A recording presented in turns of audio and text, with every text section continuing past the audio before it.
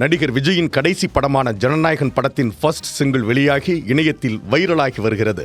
நடிகர் விஜயின் 69வது மற்றும் கடைசி படமான ஜனநாயகன் படம் ரசிகர்கள் மட்டுமின்றி தாவேகா தொண்டர்கள் மத்தியிலும் மிகப்பெரிய எதிர்பார்ப்பை ஏற்படுத்தி இருக்கிறது. இயக்குனர் வினோத் இயக்கத்தில் உருவாகியுள்ள இப்படத்தில் விஜயுடன் இணைந்து பூஜா ஹெக்டே, பாபி தியோல், மமிதா பைஜு, பிரியாமணி, நரேன், கௌதம் மேனன் உட்பட பலர் நடித்துள்ளனர். அனிருத் இந்த படத்திற்கு இசையமைத்துள்ளார். சாட்டையை எடுத்து விஜய் சுழற்றுவது போன்றதொரு ஃபர்ஸ்ட் லுக் போஸ்டர் வெளியாகி ரசிகர்களின் எதிர்பார்ப்பை எகிற வைக்கிறது. அடுத்த ஆண்டு பொங்கலையொட்டி ஜனவரி 9ஆம் தேதி வெளியாக உள்ள இப்படத்தின் ஃபர்ஸ்ட் சிங்கிள் தீபாவளி அன்று வெளியாகும் என எதிர்பார்க்கப்பட்டது. ஆனால் கரூர் துயர சம்பவத்தை அடுத்து ஒத்திவைக்கப்பட்டது.